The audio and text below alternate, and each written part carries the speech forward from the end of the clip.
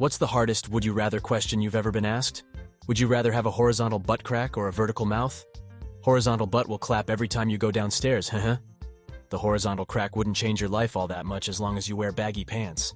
Everyone would be freaked out by a vertical mouth. Vertical mouth, you could eat tacos without tilting your head. You've changed my mind. When my friend's daughter was 8 or 9, she was obsessed with asking random, would-you-rather type questions from a book she bought.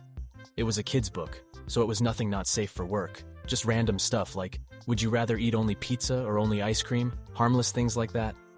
So one night while I was out to dinner with her and her mother, she asked me, Uncle Scry one draw one, would you rather be a door or a window? I thought it over for a moment, and for no particular reason said, I guess I'd rather be a window. Without missing a beat, she goes, you seem more like a door to me. Then flat refused to explain why. Haunts me to this day. I'm going to tell you an anecdote that may help you out. When I was a child, I would occasionally sit in front of the TV, for various reasons, wanting to see the TV closer, obliviously reading a book, etc. My mother and my mother's parents, when this would happen, would sometimes say, you make a better door than a window, as I would be blocking their view of the TV, and they wanted me to move out of the way. Would you rather have the ability to effortlessly run at 100 miles per hour, or fly at 10 miles per hour? Flying would arguably be better for one reason only. If you wear a wingsuit, you can accelerate really high in the air, and just stop flying and use your wingsuit to glide hella fast, wherever you are going. Yeah, 20 min straight up and you could seriously go pretty far. Edit. World record is 18.27 miles from 13,000 feet up, so give or take 55 miles per hour. Run 100 miles per gallon, miles per hour LOL, would make more sense distance-wise. According to Google, 70 miles per hour is what is needed for a human to run on water. Holy shit, Jesus was fast. Would you rather be able to have sex and never orgasm, or be able to have orgasms but never have sex? In the past, asking this, men and women both seem to have different answers on this one. I've both been an awkward teenager and taken SSRIs, so I can actually answer from experience. I choose sex. I do second anyways, so I think I'll go with that one. Would you rather never enjoy music again, or never enjoy food again? Food. I love music. I love food too, but food has never gotten me through tough times. Also, never enjoy food doesn't necessarily mean it'll be gross. If all food was meh to me, I'd eat only what I needed to function and finally lose some weight. Would you rather be constantly sticky all over your entire body, forever, or constantly itchy all over your entire body, forever? I simply cannot choose. I got a really bad sunburn once and had the devil's itch. My entire back was incredibly itchy, and not anything I did could change it. It didn't even really hurt. It was just incredibly itchy. I genuinely thought it might make me go insane. I was straight up writhing on a tent floor. I have also broken my collarbone. Breaking my collarbone and the subsequent surgery were less uncomfortable than the few hours I was constantly itchy from the sunburn. Trust, sticky all over your body is way better than itchy. I've experienced being constantly itchy, not even over all of my body, and it was the single worst physical experience of my life, worse than breaking a bone. It felt like a bunch of ants were crawling around underneath my skin, and nothing I did would make it go away. A couple years ago, I broke my leg in a motorcycle accident. Open compound fracture of the tibia and fibula, which resulted in getting a titanium rod and a handful of screws installed in my leg. Because the bone broke the skin, they also put me on an incredible dose of antibiotics. 80% of the way through the antibiotics cycle, I developed a reaction in the form of an itchy rash all over my body. I do not hesitate to say that the itching was considerably worse than the broken leg. A nipple-sized dick or dick-sized nipples. I mean, I'm a woman, so technically already have the former. Edit. I half-assed this comment and forgot about its existence 10 seconds later. Imagine my surprise seeing how many upvotes it's getting.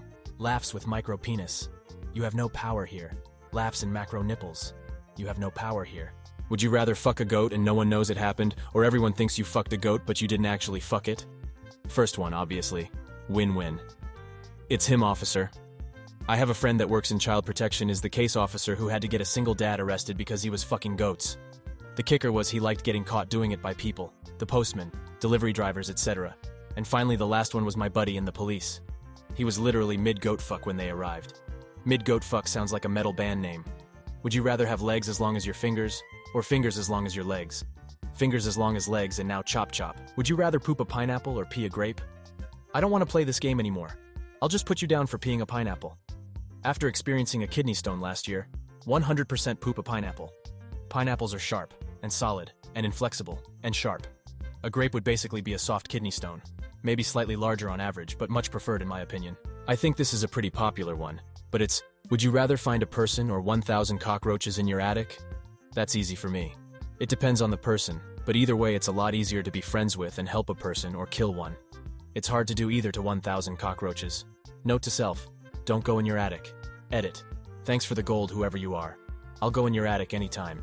Had someone at a rave ask, would you rather give the first 90% of a blowjob, or the last 10%? This one's devastating. What do you mean I can only pick one? Would you rather be blind or deaf? It seems like an easy choice to say deaf, since it would seem to be much less difficult to navigate the world being deaf than blind. But I once had a blind friend, who was not born blind and had only become so around age 17, who told me she'd still rather be blind than deaf because being deaf sounded very lonely. I still think about that conversation sometimes. You know, I don't think being deaf sounds like anything at all. I have taught students with both visual impairments and hearing impairments, and a few deaf-blind. It's not what you think, though. It's usually low vision and hard of hearing. I can say definitively that the world is not made for people who are blind. We love to slap on Braille on things like that solves the problem. Since the majority of people who are blind do not know Braille, and since they would have a hard time getting to the freaking Braille because of lack of public transportation, the Braille often just sits there. Unless you have a very trusted sighted guide, spouse, parent, etc., you are vulnerable to abuse. This is not to say that the world is made for the deaf either, but the kids with cis-sex were much more susceptible to being abused, simply because they could not identify their attacker, or at least that was the perception of the abuser. Would you rather drink a glass of someone else's spit, or someone else's sweat? Does it have to come from a cup?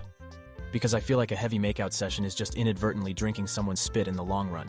Would you rather have access to a room containing the next 50 years of New York Times editions? Or be able to watch 6 two-hour documentaries about other technologically advanced civilizations from different parts of the universe? First option. If I have access to the room forever, I've basically just got infinite money. Even if I only had an hour in there, I could make a lot of money by checking what companies are huge in 50 years, but non-existent/small now, or just betting on sports. The second option is pretty cool, but I'm not sure how I could translate that information into anything useful to anybody. Hey NASA, this galaxy a million light-years away has a super intelligent race of potatoes. That's nice. Voyager 1 is only 0.002 light-years away, so we'll just jot that down for future reference. Yeah, honestly, second kind of sounds like a unique torture.